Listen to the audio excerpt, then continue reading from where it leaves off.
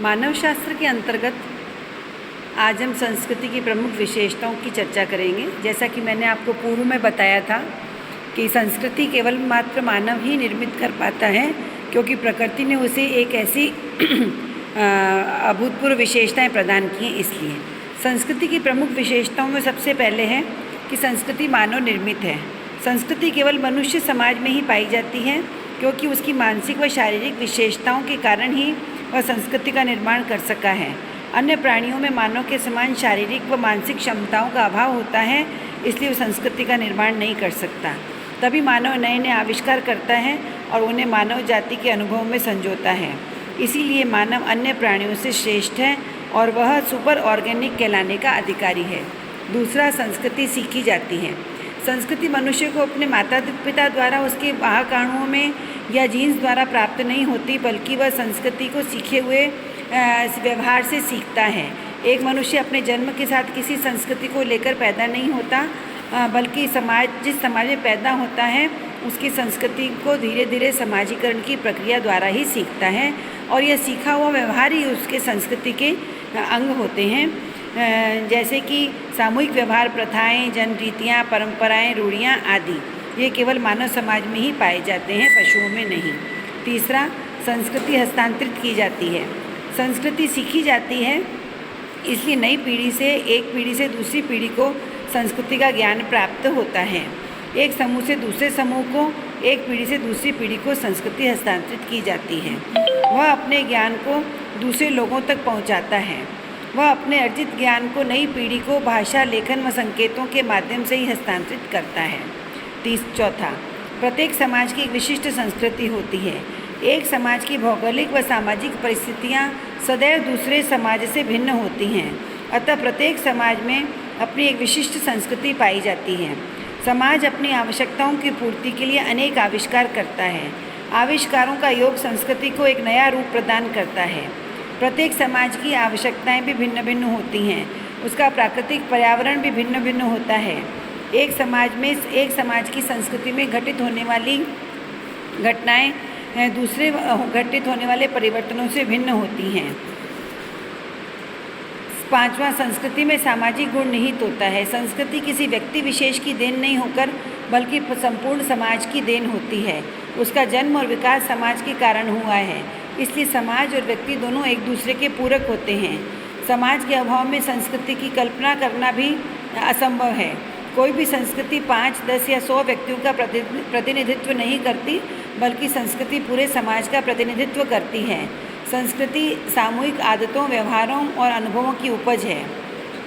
छठा, संस्कृति समूह के लिए आदर्श होती है। एक समूह के लोग अपनी संस्कृति को आदर्श मानते हैं और वे उसके अनुसार अपने व्यवहारों व विचारों को ढालते हैं। जब दो संस्कृतियों की तुलना की जाती है तो एक व्यक्ति दूसरी संस्कृति की तुलना में सदैव अपनी संस्कृति को आदर्श बताने का प्रयास करता है और हमेशा अपनी अच्छाइयों का उल्लेख करता है, लेकिन हर एक समूह की संस्कृति उसके लिए आदर्श होती है। सातवां, संस्कृति मानव आवश्यकताओं की पूर्ति करती है। संस्कृति की यह विशेषता है कि वह मानव की आवश्यकताओं की पूर्ति करती है।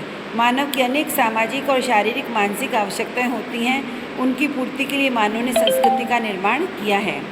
प्रकारवादियों के दृष्टिकोण से मेलिनोवस्की की मान्यता है कि संस्कृति का कोई भी तत्व बेकार नहीं होता, बल्कि वह मानव की किसी न किसी आवश्यकता की पूर्ति अवश्य करता है। किसी भी सांस्कृतिक तत्व का अस्तित्व तभी तक बना रहता है जब तक वह मानव की किसी न किसी आवश्यकता की पूर्ति करता है, अन्यथा वह तत्व बेकार हो जाता है। जैसे मानसिक आवश्यकताओं में बताया गया है, शरीर, पोषण, उत्पादन, शारीरिक आराम, सुरक्षा, गति, वृद्धि एवं स्वास्थ्य, इन सब की पूर्ति संस्कृति करती है। रेडक्लिफ ब्राउन का मत है कि संस्कृति संपूर्ण समाज की आवश्यकताओं की पूर्ति करती है, अतः इसीलिए नए नए आविष्कार होते रहते हैं और वे संस्कृति के अंग बनते हैं। आठवां, संस्कृति में अनुकूलन की क्षमता पाई जाती है। संस्कृति में समय, समाज और परिस्थितियों के अनुसार अपने आप को ढालने की क्षमता होती है। परिवर्तन प्रकृति का नियम है और परिवर्तनशीलता संस्कृति का गुण है। विभिन्न भौगोलिक परिस्थितियों के अनुसार संस्कृति अपने आप को बदलती रहती है। शीत प्रदेशों में रहने वाले लोगों के मकान और वस्त्रों की बनावट गर्म प्रदेशों में रहने वाले लोगों से बिल्कुल भिन्न होती है। इसीलिए संस्कृति में परिवर्तनशीलता एवं अनुकूलता का गुण देखा जा सकता है। 9वां, संस्कृति में संतुलन व संगठन होता है। संस्कृति का निर्माण विभिन्न इकाइयों से मिलकर होता है। सांस्कृतिक इकाइयाँ, जिन्हें हम संस्कृति तत्व व संस्कृति संकुल कहते हैं, वे परस्पर पृथक नहीं है बल्कि एक दूसरे से बंधे हुए हैं। ये सभी इकाइयाँ संगठित होकर ही संपूर्ण संस्कृति की व्यवस्था को बनाए रखती हैं। समनर का मत है कि एक रूपता की ओर खिंचाव होता है, जिसके परिणाम स्वरूप सभी इकाइयाँ संगठित होकर समग्रता का निर्माण करती हैं। 10वां, संस्कृति मानव व्यक्तित्व के निर्माण में मौलिक होती है।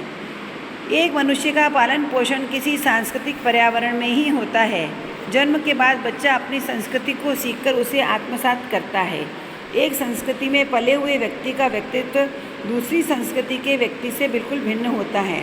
इसका कारण है कि संस्कृति में प्रचलित रीति रिवाजों, धर्म, दर्शन, कला, विज्ञान, प्रथाओं व व्यवहारों की छाप व्यक्ति के व्यक्तित्व पर पड़ती है।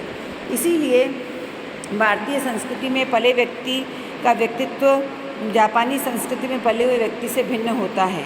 11वां, संस्कृति अधिवैयक्तिक एवं अधिसावयवी है, अर्थात संस्कृति व्यक्ति विशेष द्वारा नहीं बनाई गई है, बल्कि वह मनुष्य संस्कृति के एक भाग का ही उपभोग कर पाता है, संपूर्ण का नहीं। संस्कृति का निर्माण संपूर्ण समूह द्वारा होता है। कभी कभी समाज में महान सामाजिक कार्यकर्ता, वैज्ञानिक, नेता आदि पैदा होते हैं जो कि संस्कृति के इतिहास में परिवर्तन लाते हैं। उनके स्थान पर नवीन मूल्यों और विचारों, प्रथाओं, धर्म आदि में परिवर्तन लाते हैं, उनकी नई स्थापना भी करते हैं।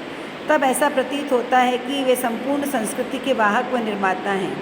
किंतु यह विचार त्रुटिपूर्ण है, क्योंकि इन महान व्यक्तियों ने जो विचार ग्रहण किए वे भी उस समाज में विद्यमान थे। अतः संस्कृति एक व्यक्ति की ही देन होती तो वह उस व्यक्ति की मृत्यु के बाद समाप्त हो जाती, लेकिन संस्कृति संपूर्ण समूह की देन है। इसी नाते समूह की आदत या व्यवहार के रूप में पीढ़ी दर पीढ़ी चलती रहती है। संस्कृति अधिसावयवी है, अर्थात संस्कृति केवल मात्र संस्कृति अधिसावयवी अर्थात वह सावयवी अधिसावयवी को समझने के लिए हमें दो शब्दों का प्रयोग करना होगा, असावयवी या सावयवी। असावयवी हम उन वस्तुओं को कहते हैं जिनमें जीवन नहीं होता। इनमें हम भौतिक व निर्जीव वस्तुओं को सम्मिलित करते हैं। जिनमें जीवन पाया जाता है उन्हें हम सावयवी कहते हैं। मानव और अन्य सभी प्राणी सावयवी हैं। मानव ने अपनी मानसिक व शारीरिक क्षमताओं का उपयोग करके ही संस्कृति का निर्माण किया है, जो कि सावयव से ऊपर है, अर्थात अधिसावयवी है। मतलब संस्कृति मनुष्य को वंशानुक्रमण द्वारा प्राप्त नहीं होती, बल्कि हमें कई शारीरिक लक्षण जैसे हाथ पाँव की बनावट आदि माता पिता से प्राप्त होती है। लेकिन संस्कृति को सदैव सीख कर ही प्राप्त किया जाता है, न कि वंशानुक्रमण के द्वारा। जैसे कि हम देखते हैं मनुष्य किसी संस्कृति में जन्म लेता है, किंतु संस्कृति सहित जन्म नहीं लेता, क्योंकि संस्कृति कोई सावयवी घटना नहीं है, बल्कि संस्कृति अधिसावयवी है, अर्थात व्यक्ति से ऊपर और शरीर से ऊपर है। संस्कृति का उद्गम व परिवर्तन व परिमार्जन एक व्यक्ति पर निर्भर न होकर संपूर्ण समूह या समाज पर निर्भर करता है।